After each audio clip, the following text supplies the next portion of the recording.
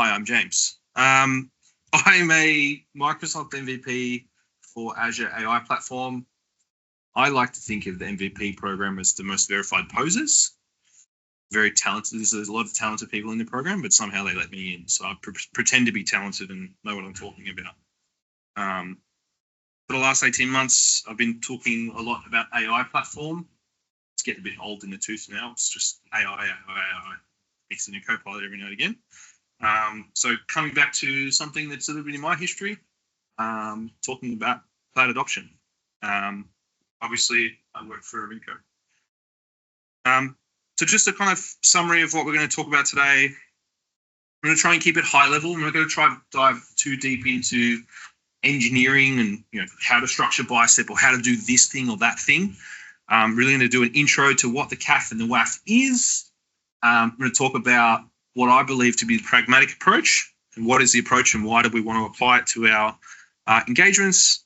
I'm going to talk about some examples, also known as Jimbo's list of non-pragmatic things. And then I'm going to talk about a Q&A, right? Because we're talking high-level architecture, we're not going to dive into any demos or anything like that, but we can go answer questions as needed throughout the piece. Perfect. So, CAF and WAF, just out of interest, for those in the room who's familiar with it, who spent some time reading it, understanding it? No one? Perfect. We'll solve for that today. CAF, Cloud Adoption Framework. All right. These are frameworks that are put in place by the cloud providers. Everyone has one, right? If you've read a cloud provider, if you read the CAF for an orange cloud or a green cloud, you've read the Microsoft one. Right, they're all different. Don't get me wrong, but they all are very, very, very similar. Right, Microsoft's Cloud Adoption Framework covers 8 differing steps, and it covers all the way through from strategy, all the way through to managing and governing cloud programs. Right, so it's all the way through to this is a seedling of an idea. I'm going to use the cloud, all the way through to hey, I'm using the cloud in anger. And I'm going to govern and manage this ongoing, and how do we invest into this as a holistic platform, right? There's a common misconception that CAF is technical, right?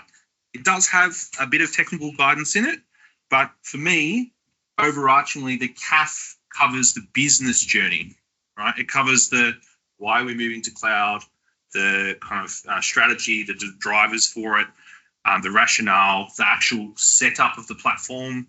It covers off some guidelines around technical setup, but it also covers off setup around people and process and teams, right? How should you structure your cloud engineering teams? What are your processes, right? How do you what is your plan for migration? Now, people go, yes, James, migration is a technical concept, but at its core, it's a business concept. You're changing systems in flight that support business outcomes. So for me, CAF is obviously highly focused on business engagement and aligning to the organizational outcomes. And it does have some technical guidance from ready through to governance. Now, importantly in CAF, the technical guidance is non-prescriptive. So Microsoft will give you guidance and say, hey, you should have landing zones. Right? In that ready phase, you should go and establish landing zones. What they don't do is they don't say the landing zone must look like this. Right? It's broad guidance. What they will say is, in the innovation phase, you should understand how you're going to innovate and modernize your applications. So you've got an application, how are you going to change it, re-architect it, redesign it? But they don't specify, this is the best way to do a certain innovation task. Right? And the same for security, governance, etc. They kind of say you should do these things and establish these people processes, but not how to do them. My personal opinion, that red box at the start, that strategy piece, is the most important piece, right? I run into a lot of organizations personally where you sit down with the organization and say, hey, why the hell are you in cloud? And they say, I don't know, it's because everyone else was doing it. I've sat down with organizations who've gone through this whole process of deploying Azure footprint. And when you ask them, hey, why'd you do that? The answer was actually because Microsoft was paying for it, right? They had no cloud strategy. So to me, it's really important to understand why you're doing that. Are you moving away from a data center? Are you looking to establish digital channels? What does that look like for you? And what is the outcome, not at technology level, but at the business level that cloud is going to drive for you? Right? If you understand that business outcome, you can then align your whole strategy against that and really kind of get the most out of all these phases. Why is that not clicking? Do it manually. This is a GIF, it'll load in a sec, I think. There is a strong relationship between Microsoft's enterprise scale landing zones and CAF. Right? In CAF, in the ready phase, they say you should have landing zones. And they link out to GitHub and they link out to all the information on that. And they talk about the differing models. So, this is where the misconception that CAF is technical in nature comes from, right? There's this heavy relationship between the two. And you can see here that obviously there's varying options. So when we talk about landing zones, those sorts of infrastructure, there's a concept within Microsoft of saying, look, what's right for you, right? You'll notice on this GIF, they've got 50 through to 10,000, right? Are you a small person? Are you a small company and taking this approach? Are you a massive, global, behemoth and taking that approach, right? So CAF really is designed to scale from small all the way through to large. And the same is true for enterprise scale landing zones. What about WAF? I'm not talking about web application firewall. That's actually the next month. That's the next month? Yeah, that's Danny from Marinko. He's going to do that next month. He actually spent the weekend rolling certs. That is what I thought of today's topic. Yeah. Fun fact, Danny, who's talking next month, spent the weekend rolling certs, 480 of them across 480 different WAFs because someone forgot to issue new certificates. So I think he's very tired of WAF right now. So what is the well-architected framework, right? The well-architected framework is a complementary set of guidance that lives alongside CAF, right? So you've got CAF and WAF, these two kind of polar opposites, right? CAF business-focused, well-architected framework technology-focused. Now, again, it's not prescriptive to a certain extent, right? It is prescriptive in certain areas, but for the most part, it's not, right? But it defines the technical areas of focus for any cloud solution. Now, again, there's 5 pillars in this: cost, security, reliability, operational excellence, and performance efficiency. If you look at other competing cloud providers, they also have a WAF. I think, the Orange Cloud has 6 as an example. But really the kind of areas of focus, right? Self-explanatory. Cost. If I'm running a solution in Azure, it needs to be cost efficient, right? I can't run a solution in Azure and by extension bankrupt my organization, right? And people trust me with, Azure these days, it's possible, right? Security, right? There's no point moving to the cloud if I deploy a solution and it's inherently vulnerable and I get hacked the next day, right? Like you constantly hear kind of fear, uncertainty, data around cloud migrations, right? Hey, move to the cloud, it's insecure. There's S3 bucket storage accounts on the internet. Anyone can put a VM just with a public IP, those sorts of things. So it's important to consider that. Reliability is all about making sure that your solutions are available and can, and don't go down. Right? We talk about SLAs, SLOs, DR, etc. Op excellence is actually not about hugely about business process, right? More often than not, it's around the technical controls that mean that your business process doesn't need to get picked up. So how are you automatically resolving to incidents or issues? How are you building platforms that self-heal and work through kind of problems themselves? And then performance efficiency is all about scale, right? You've got a website. How do you scale it up and down? How do you scale down so you save money when you don't need to have that scale? How do you scale up when you've got thousands of requests for traffic?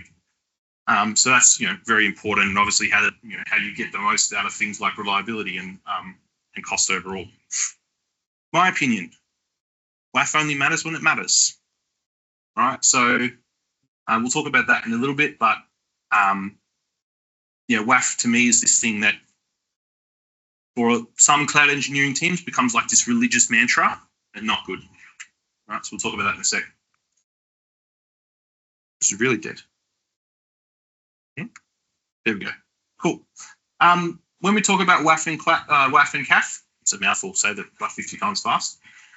Generally speaking, what you'll find is that if you are well aligned to the CAF, you've got a clear strategy, clear business setup, clear plans to migrate to the cloud, it will influence how compliant you are with WAF standards. Right? So if you go through On the Microsoft Assessments page, you can actually load up a 2 questionnaires. One of them is a CAF strategy assessment, and it takes you, if you don't put any thought into it, you can do it in about 5 minutes. You just click through next. It asks you questions, right? So you say, do you have a clear rationale for moving to cloud? Yes, no, right? So that sort of stuff. You can do that for CAF, and that will say, look, you are 60% aligned to everything that is inside of the CAF.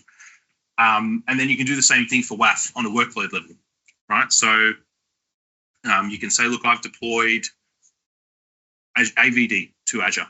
Right? I've got a VDI instance, and you can run a WAF assessment against that. And what it'll do is it'll score you out of 100 to say, hey, here's the areas that you're compliant against WAF pillars. You're very secure, etc. What you'll find, though, is that if you score highly on the CAF stuff, generally that process and capability that's actually been implemented as that close alignment will drive good scores when you look at the WAF stuff. So let's talk about being pragmatic when we deploy to Azure, right? I come from an infrastructure background. I spend a lot of time in security, right? One of the things that was kind of drilled into me in security, aside from saying no but, right? And the reason that's important is if you really be firm with things with the organization, they'll work around you, right? And that applies to cloud engineering teams as well. So we talk about being pragmatic with our responses to the business. All right. Definition of pragmatic, pretty self-explanatory. Dealing with things sensibly and realistically in a way that's based on practical rather than theoretical. Right. This talk really came about because I unfortunately get to talk to engineering teams at times who go, yes, but in theory that's wrong. Yeah, but in theory, that's fine. But the reality of the organization right now is that's not true. Right. So you kind of you're really thinking about what are we trying to do as a team and how are we making sure that we are actually basing our decisions in the reality that we have today and making sure that they make sense for the organization overall. Because if you stick to that theory, what you'll often find is things like WAF, as an example, can pull you away from your cloud adoption framework strategy objectives. Right? You say, look, I need to, you move to cloud because you need to be more agile. Right? I need to move quicker. I need to be able to deploy new applications, etc. In a really rapid timeline. And then you turn around and say, well, actually, my CAF strategy is to be more agile overall, but my WAF strategy is I need to be 100% compliant before I deploy. What you'll find is all of a sudden the two are out of alignment with each other. Right? So we want to deal with that sensibly and realistically. Most importantly, we want to deal with it so we don't look like this. Right? I like to think of people who are not pragmatic about their Azure deployments as a bit pig-headed. So you've got one pig-headed cloud engineer in the middle upsetting the rest of their very sad team. And I just like the text bubble because it just shows how great AI images are understanding English these days. But yeah, really realistically to me, being pragmatic is how do we not be pig-headed about our cloud deployments? How do we not be religious zealots? Those sorts of things with that, with our deployments overall. Talked about alignment. I've seen personally in engineering situations, CAF and WAF being used as the rationale for poor behavior, right? So we say, look, I'm not doing that because it's not aligned to CAF. But it's also, you're not doing that and I'm not doing what my business outcome needs to be. I'm not doing that because it's not aligned to WAF. So it's important to align to them. It's also important to go, actually, when do I need to flex and bend a little bit? So, impacts of a non-pragmatic approach. So you want to be pragmatic for a couple of reasons. The first one is what you'll find is if you're a cloud engineering team, you'll find that your engagement with your business engineering teams will decay and you'll end up siloed. Right? So talk about DevOps and breaking down the barriers between development teams, engineering, cloud engineering teams, IT operations, etc. What you'll find is that if you take a non-pragmatic approach, you'll be a little bit pig-headed in your engagement. You'll find that development teams, engineering teams who are coming to the cloud team and saying, hey, can we do this thing? We'll just stop doing it. Because if I come to you 3 times and every single time you say, no, it's not this, then why would I bother coming to you? I'm just going to start doing it and not telling you afterwards, right? So you'll find that your engagement into engineering teams breaks down and you start to almost re-silo your organization. Right? We've gone through this whole DevOps mantra of switching to kind of flatter structures and working together. And if you are a bit more less pragmatic, you'll find that you start to build those silos almost back up. Self-explanatory in the middle one, again, just being really kind of pushy on this is how things need to be, you will slow yourself down. Right? And this is the big, to me, that's the one where we talk to organizations and they say, hey, I wanted to move to cloud because I want it to be faster. And I'm finding that things just take just as long, right? They're the same, it's the same, if not slower, right? And then finally, you'll see delayed cloud adoption. If your overall objective is get everything into the cloud for whatever reason, you'll find that, again, by decreasing that time to market, building those barriers in your teams, it gets a lot harder to drive adoption. Any questions around any of those? Any experiences with kind of poor cloud engineering engagement? Right? Okay, cool. That's good. So let's talk about how we drive pragmatic adoption of Azure in general, right? There's 3 principles that I like to kind of adhere to that I encourage with teams, right? The first one is progress over engineering excellence, right? It is very easy to use tools like CAF and WAF and start to yak shave and say, I can't do that until I've done this, right? If you target 100% compliance on these standards, on security, etc., you'll find that your deployments just grind to a halt, right? That's challenging. The other thing is that CAF and WAF both articulate a degree of maturity, right? So again, trying to target perfection, you can say, look, I want to target maturity over time. So let's talk about, like, as an example, we'll talk about FinOps. Organizations will say, look, I want to do FinOps in Azure and I want to go straight to a chargeback model. Right? There's no point trying to do a chargeback model if you haven't already looked at your base tagging, right, and kind of management of cost and attribution there. And then finally, I think this is, for me, the most important ones on an interpersonal level, is we can be challenged on the best approach. Right? Especially if you're running CCOEs, sometimes that excellence tag on the end of your department title can get a bit inflationary on the head. So if someone in your organization reaches out to you and says, hey, I know we're doing it this way today, but is that the best approach? I think it's really important that you kind of cater to that conversation, if anything, right?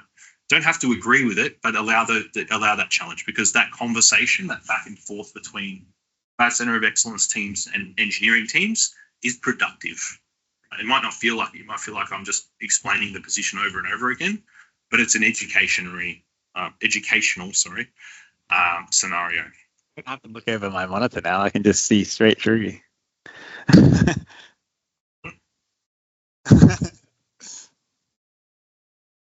Is that a question, Jared? Sorry.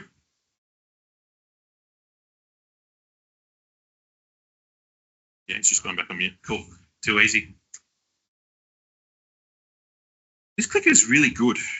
As you can tell, skip that.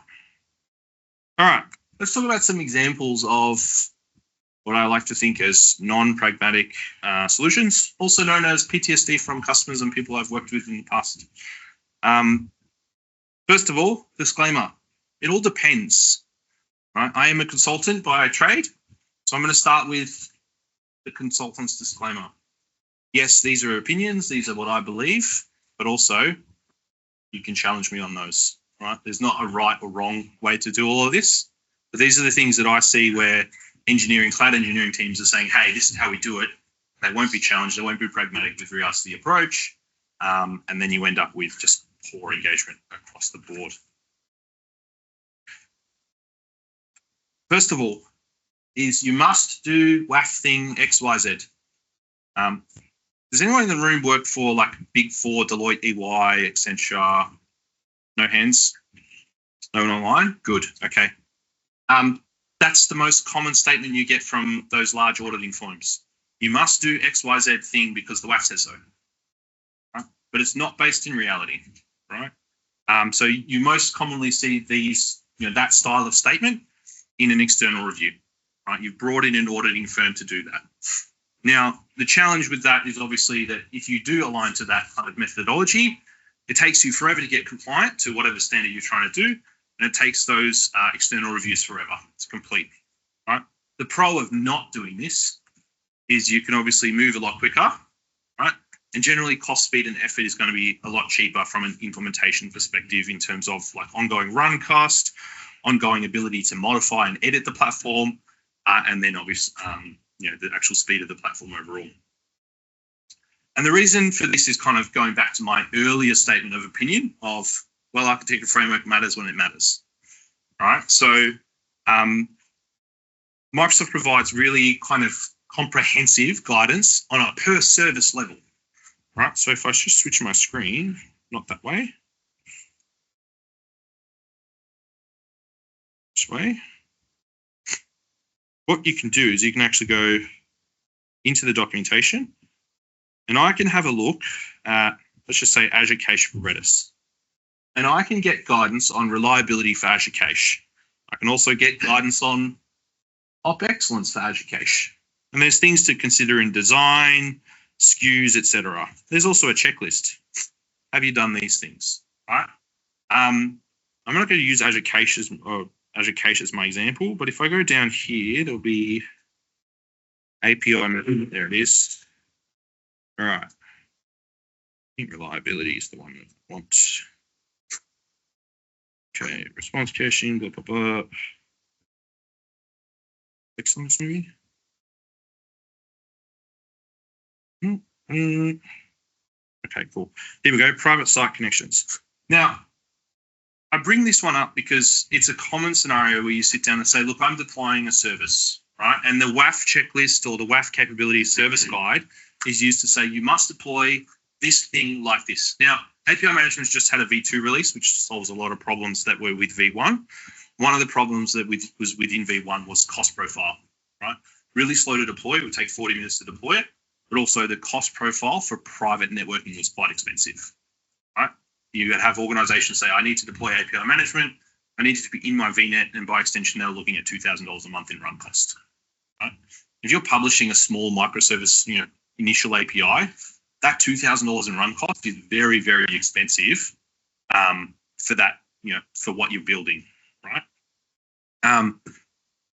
So going back to my PowerPoint, what's important to understand is, just because the WAF says you should have a certain configuration or the service guideline says you should do it this way, and this is the best way to do it, it doesn't necessarily mean it's true, right? And I sat in an external review recently with, one of these auditing firms, and they said, hey, why haven't you enabled this premium SKU of API management? I said, because it doesn't make sense. And they said, yeah, but the WAF says you should do X, Y, Z thing. Like, yes, but it doesn't make sense. And they said, and there wasn't really a alignment to any sort of reality. We said, look, this service, this integration service that's exposed behind this APIM is shifting data between systems A and B, right? It's not providing a digital experience back to customers of the organization.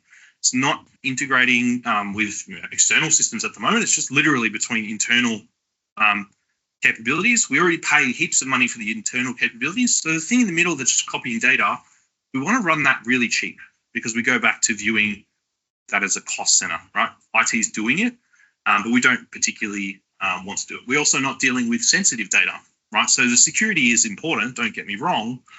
But if this data was to kind of leak on the internet, it will be okay, right? It's not a big deal. And that conversation was really challenging because the guidance was saying, no, you must do WAF thing X, Y, Z, right? What's really important here is when you're not doing, this, so you need good engagement with your executive leadership or your technical leadership, right? So when they get that external review report that says, hey, there's 5 things that you must do when you deploy this service, you've got the ability to say, yeah, cool, that one I don't care about, right? Because what you'll find is these reports are done in isolation of context, right? It's the same as, maybe less so, but the same as what you see with pen test reports. You'll see a pen test come in and they'll, like the first line of the first page of the pen test report will be red, and then orange, right? But realistically, of those reds, one of them you care about because it's publicly exposed. The other 9 are, with an old application that's on a decommission plan or something like that, right? So you go, look, I'm already doing something about that. So it's actually not as urgent, right? That context is really important. So again, WAF only matters when it matters. This one's a religious war. You should use this infrastructure as code language. I've had this conversation with Cloud Center of Excellence teams until I'm blue in the face. Terraform's better, Bicep's better, Pulumi's better. I don't want to. I want to use some random Golang CDK. I don't particularly give a shit, right? To be transparent, right? This is probably the one that's just like, look, something is good, right? Just use something. Don't click in the portal. I don't care what you use. Just use something, right? You see this kind of bias pop up in distributed teams most commonly. So you'll see a Cloud Center of Excellence team who owns the platform, and then they'll have engineering teams within them. And those engineering teams come from diverse backgrounds, right? If you've got a data engineering team, right, that data engineering team is likely, if they're using Databricks as an example, they're likely going to be familiar with Terraform, right? And the reason for that is Databricks as a provider pushes Terraform, right? So you sit down with the Cloud Center of Excellence team, says, hey, by the way, you should use Bicep. You're going to go, well, why does it matter, right? So again, kind of, better things in this scenario is any infrastructure code is better than no infrastructure as code. I don't care what you say there. It does remove a skilling challenge, right? So if you are being kind of very overzealous with the, hey, I need you to use XYZ language, you find that team then has to cross skill. And don't get me wrong, like there is a degree of repeatability in what we do, right? If you've written Bicep, you could probably pick up Terraform pretty quickly. Maybe not Pulumi with JavaScript or Python or whatever, but you can probably do it, right? The concepts are all the same. The approach is very similar, but you still have to do a skilling challenge. You're still delayed because you go, cool, what's the difference between this DSL and HCL for in a Terraform example? The drawback of that is obviously uniformity, right? So if you are pushing a single language, it makes it easier from an operational perspective to support, right? So the condition for success there is have a discussion with your engineering team, right? You can say, look, our team is specialist in deploying cloud solutions, right? If you come to me with an AKS problem or a problem with app service settings or front door or whatever it is, I can probably help you through it, right? But when the pedal hits the metal and you need to rework that solution into your infrastructure as code, I might step away. I might give you the keys to your own success and let you support yourself with doing that, right? You need to have that discussion. If the engineering team says, hey, that's a non-starter, we want to engage you to actually fix our problems when they pop up and also backport it into our code, then you can be a bit more pig-headed around, well, actually, to do that, we need you to use this language, right? Like I said, again, it depends. We need to have many subscriptions. This is one I actually put a QR code up. There is currently a discussion on GitHub around many subscriptions. So this sort of kind of approach and non-pragmatic approach to Azure is generally going to pop up in smaller organizations, right? So what you see people point at CAF and say, well, CAF says I need to carve it up like this, right? And the general guidance, if you go and read the CAF for enterprise landing zones, is you should have a subscription per workload, right? So if you've got AVD, one subscription, you've got AKS, one subscription, SAP, whatever, one subscription, that makes sense. But then also if you get into the guidance, it says, by the way, you should have a subscription for your domain controllers in the identity, the hub networking should be in its own subscription, and the management tools like the dashboards, et cetera, should also be in their own subscription, right? For larger organizations, that's completely fine, because what you'll find is you've got a cloud strategy. Your cloud strategy will establish teams, and the teams will have discrete responsibilities. Right, so you'll say this team is going to, be responsible for identity. Right? So having a separate identity team, subscription aligned to that team makes sense because the team can use their own sub. In smaller orgs, however, we all wear many hats. Right? The guy who does the networking is maybe the guy who does the identity. The woman who does the security is potentially the woman who does the overall cost governance, right? We wear those many hats. So kind of being religious and saying, hey, I need to do it this way because the CAF says so, it's not very pragmatic, right? Pros of this, obviously, it makes it easy from a cost perspective. You can just say, look, I've got one subscription. This is platform overall. If you're dealing with a CSP to manage provisioning, sometimes that can be a benefit as well. Depends on how friendly your relationship is with said vendors. Cons there is obviously when you start to get into singular subscriptions, you decrease the resource quotas. Those are tied to subs, which is frustrating at times. Again, for a small org, I don't think you're too worried about resource quotas, but again, it's something to just be aware of. And then if you talk to a security person, they're going to say, but the blast radius, it's too much. And my answer to that is yes, but we can do that with resource groups. So we're being sensible about it. We're saying, look, we don't want to do that. You say we must do multi-subs because of the blast radius. Well, cool. We'll do the same thing with resource groups as an example. Like I said, that QR code is on screen purely because I think it's important for the community to contribute. So there's a GitHub discussion right now about multi-sub on GitHub. The team who manages that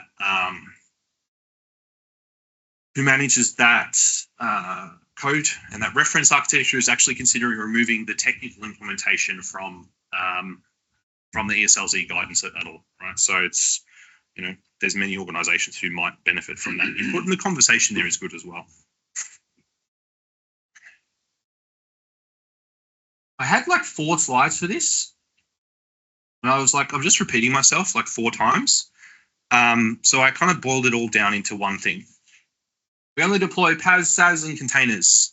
More often than not, you'll find that cloud strategies say, hey, we're going to get to XYZ thing. We're going to get to cloud native with digital squads who are building things and moving quickly. Our adoption journey takes us from IT team who lives in the data center to a DevOps team who can build applications and portable containers and all sorts of things inside of that. Right? Normally that strategy is aligned to paying down some tech debt.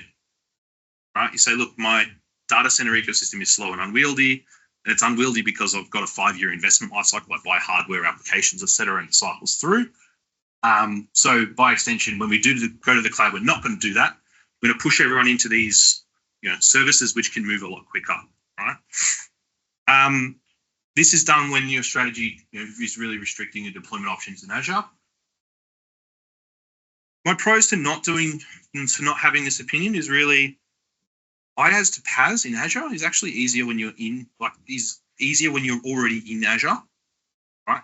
It's easier from a hybrid connectivity perspective.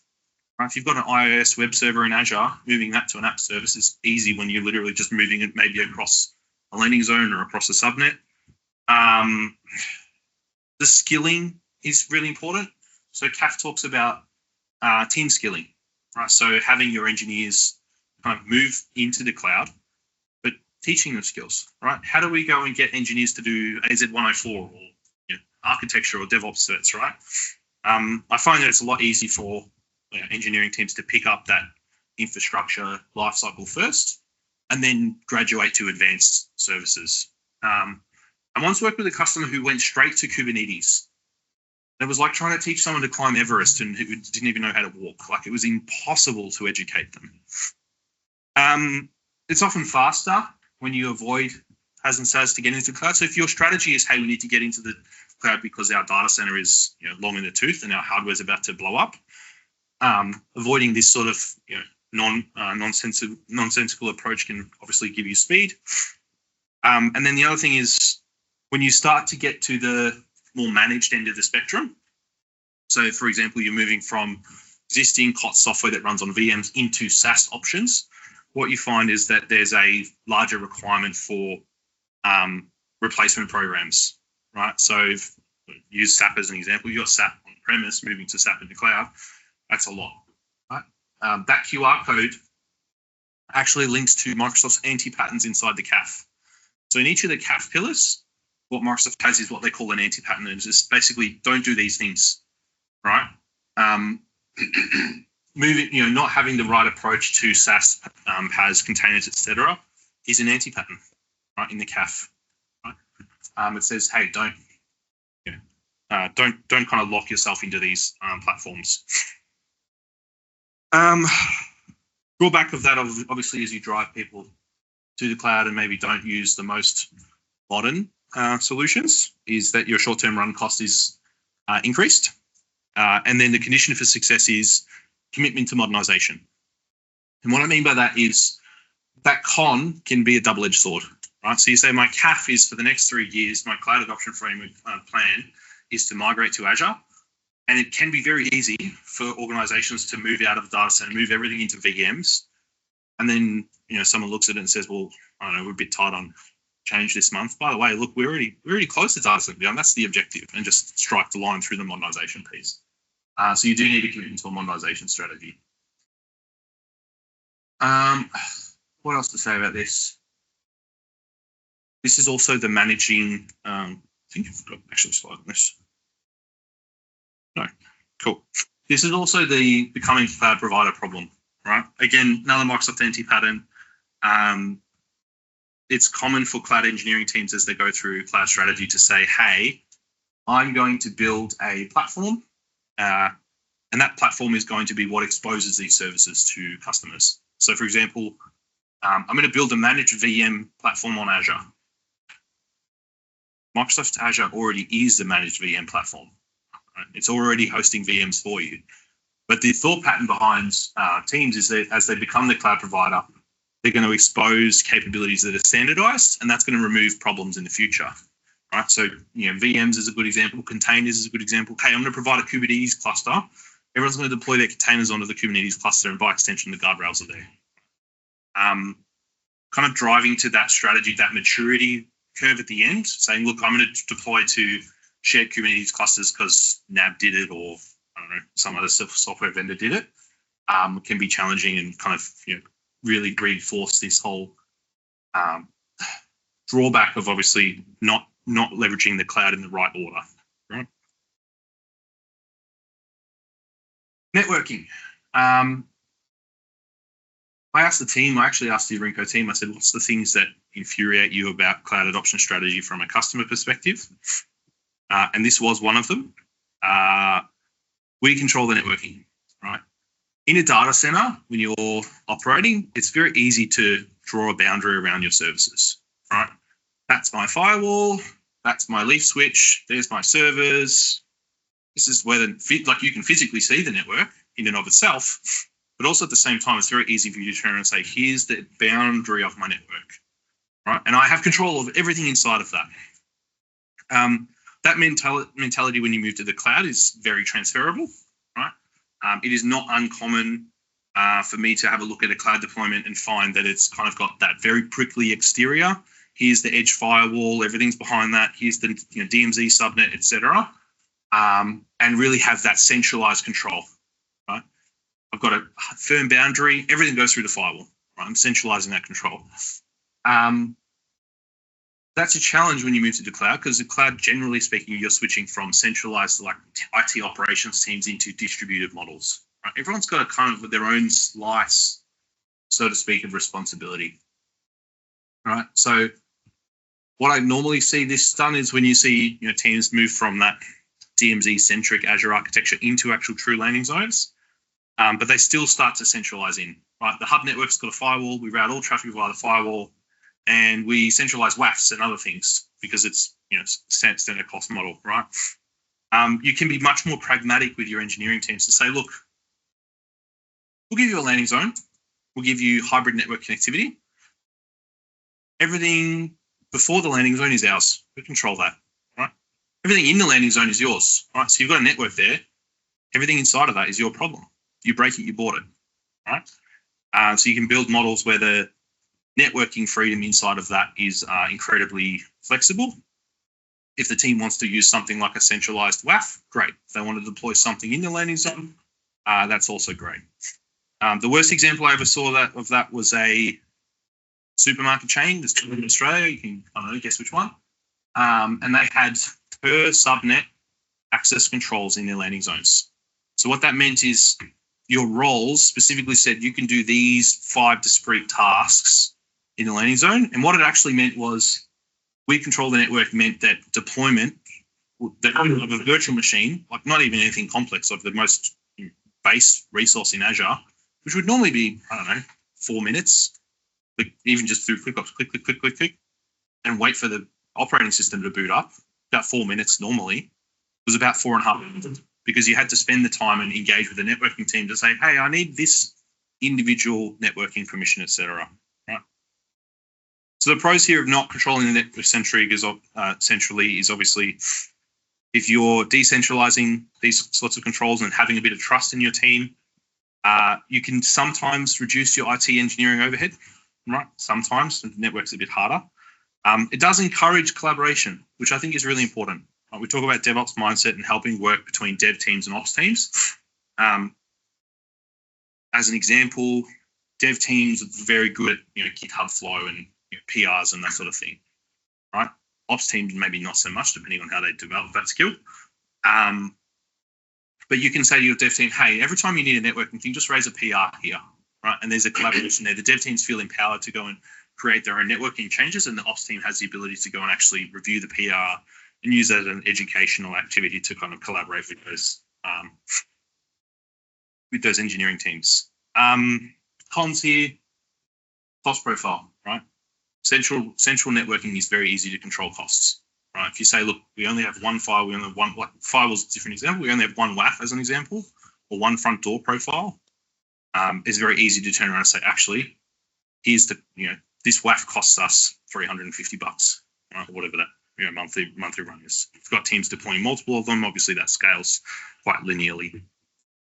As you start to loosen your grip on the networking, one of the things that is really important as a condition for success is governance reporting, right? And feeding back into the process for security, right? So normally you'll find that cloud engineering teams will hold on to this really tightly, because what you'll find is that if you let go of it, then the outer edge of your network that used to be hard and prickly starts to sprawl, right? You get public IPs, all sorts of things exposed all over the place, right? And the security team hates it, because they go, well, previously my attack surface was that firewall IP and all the NAT rules on it, right?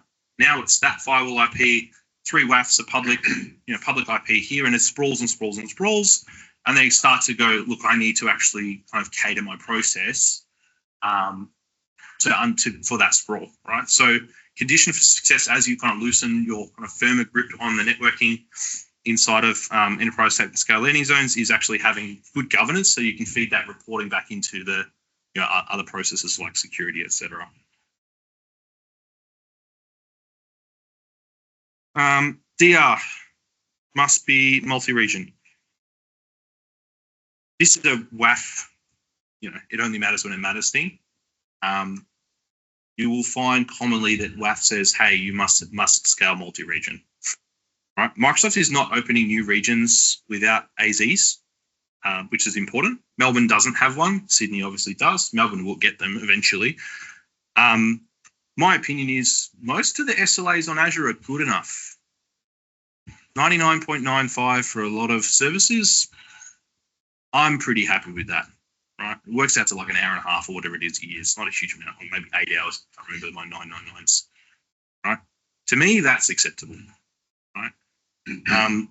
You will have organizations say to you, hey, I need you to have 99.99999% availability, right? And it's just, hey, I need it. Right? But it's not sensible. It's not pragmatic to do that. You go, cool, I can do that. But going back to that APIM example, I can do that, but it's going to cost me $10,000 a month, right? Has to be aligned to business value, and it has to, make sense, right? When you talk about DR, multi-region is the most common approach, but to me, AZs is, normally quite effective. Pros for having a sensible approach to DR and being pragmatic about it is it's just cheaper, right? If you're talking hot, cold, hot sort of DR capabilities, it can get quite expensive quite quickly. I know one organization I work with had to do DR in multi-region, and they didn't want to do DR in multi-region. They had a culture of reliability, but they worked out actually it's sensible for us to do that, because if they were down, it was CDR, which is common consumer data right in Australia. Their fine was like $200,000. So like, okay, we're willing to pay the 20 grand, right? right? Because whatever it was to run DR, but you can generally get away with cheaper DR if you're being a bit pragmatic about it. I think broadly, when you don't go multi-region immediately, it increases a little bit of the focus on reliability, right? So if I'm in Sydney and I'm not deploying into Melbourne, maybe I'll just go, actually, I need to look at using those AZs. So I think that's positive. The drawback is obviously the low SLA. Depends on your opinion there. Personally, I think they're good enough. Right. Again, it depends on what's right for you. I think what's really important here with this kind of approach is when you're pushing back against, hey, DR must be multi-region, you need a good justification to do that. And business engagement with regards to SLAs and SLOs, in my experience, is really poor.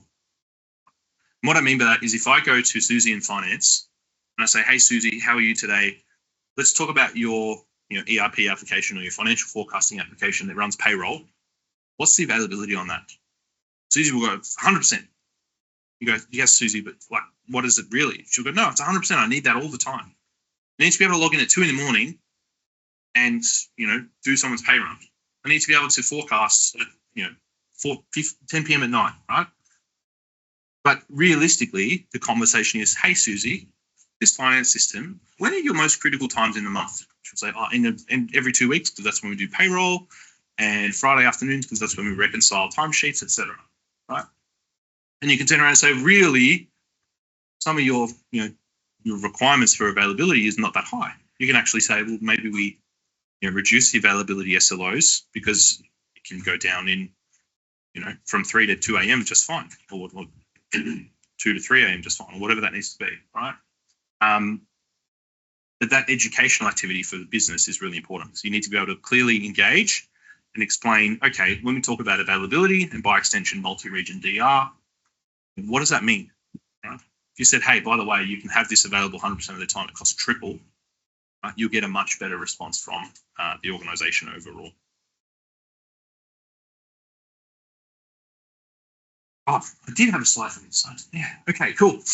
I kind of touched on this already before, right? This is the one where I talk about steps to pragmatic adoption maturity curves, right? So I like to think of adoption of cloud resources as now next horizon. I'll do this thing now to build some incremental capability.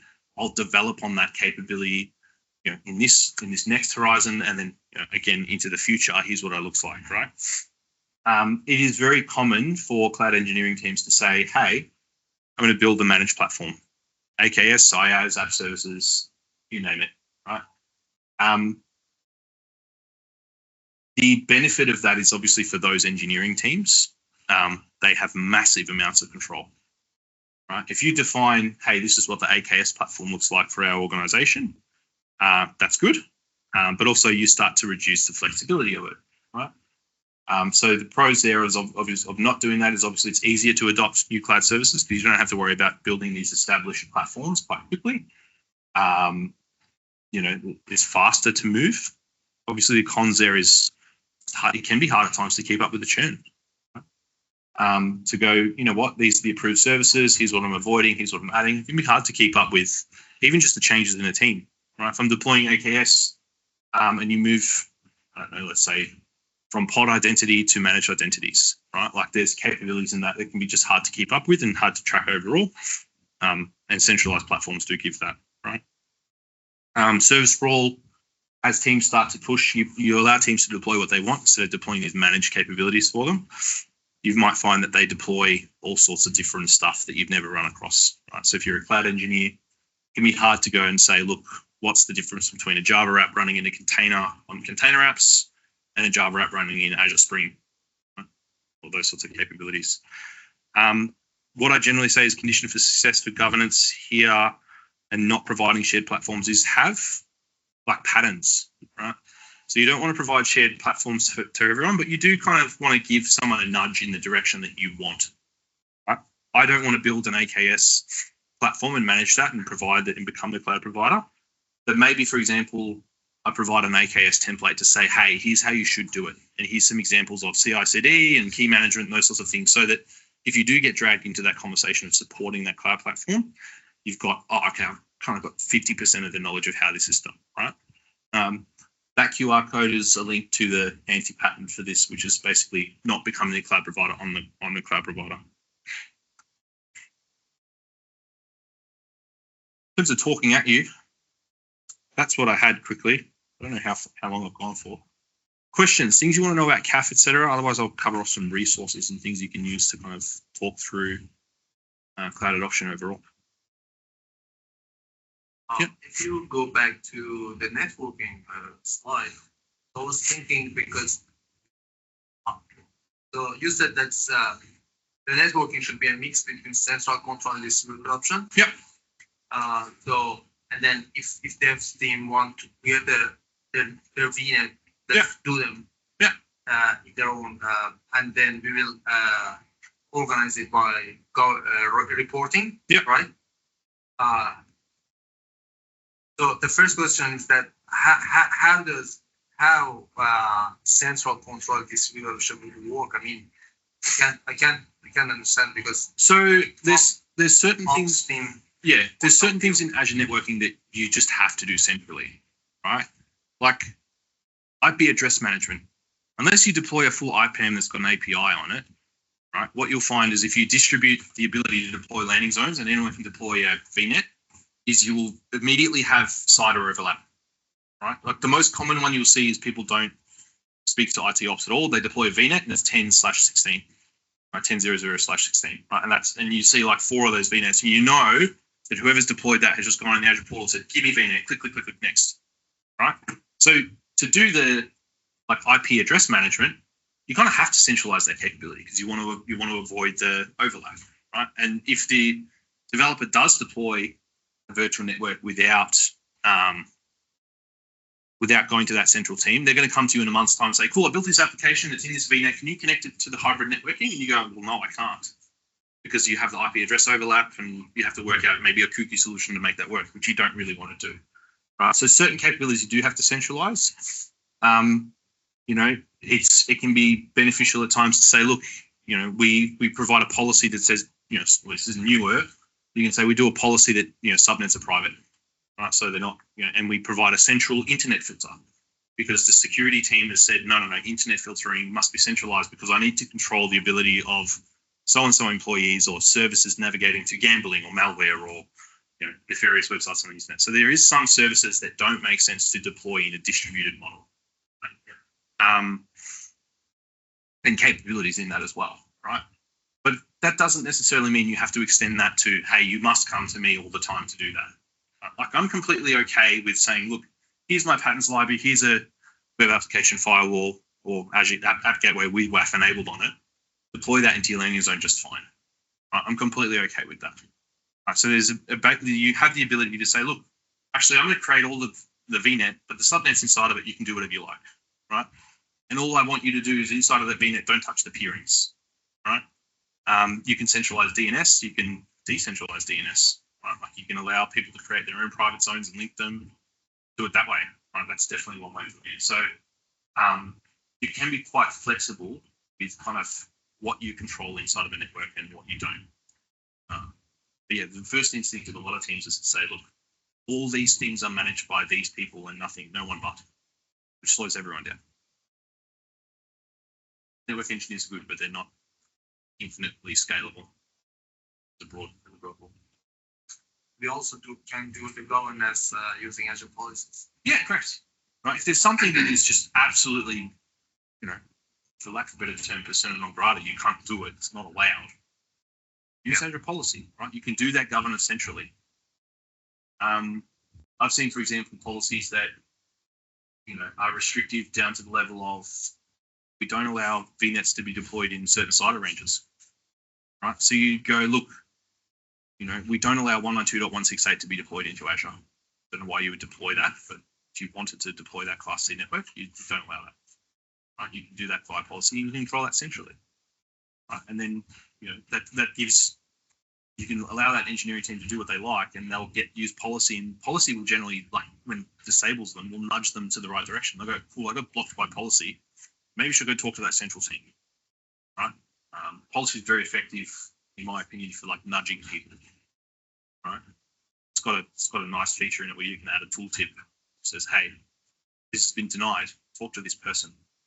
It's very underutilized in terms of like pushing people to, "Hey, engage here, please." Yeah. Yep.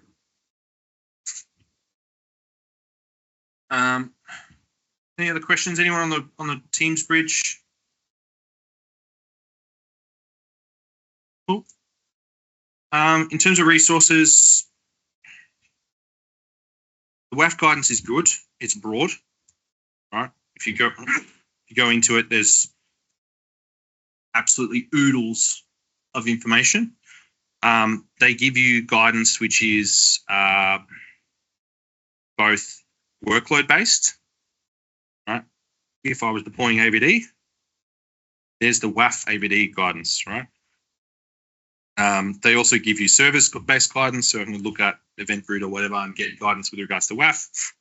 And then broadly, discussions around each of the pillars, right?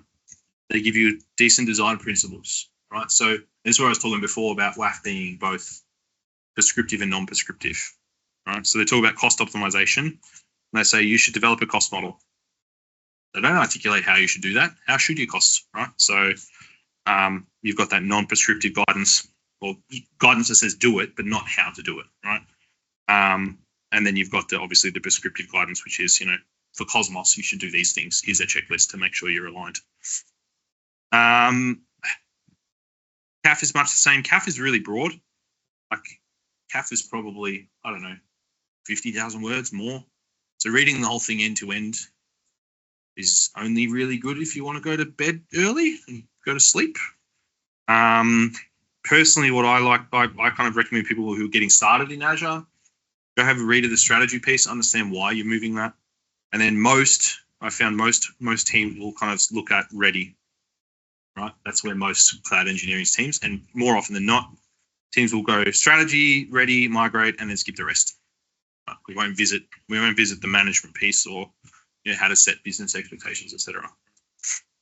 So that's a good reference resource as well. Talked about anti-patterns. That's also linked. That's all in the CAF, so it's like deep linked down the bottom. But Microsoft actually does provide for each of those pillars, like, hey, we recommend you don't do these things, right? So for strategy, just kind of having a will adopt the cloud as your goal is a shit goal, right? And they call it out, which is niceful. Niceful, that's a word I've invented. Well done, James. And then the other thing I think is good is just have a look at the enterprise scale repo on GitHub. Not only is it just good to look at how Microsoft is publishing this infrastructure as code, that's useful. There's a Terraform version you can link out to, but I also find that the discussions, and I put the QR code in earlier, on various features inside of that can be insightful, and same with the issues as well. So just have a poke around that generally. It's good for learning. If you're trying to pick up how to deploy Azure, poking around this repo is like a wealth of knowledge. There's a lot in there.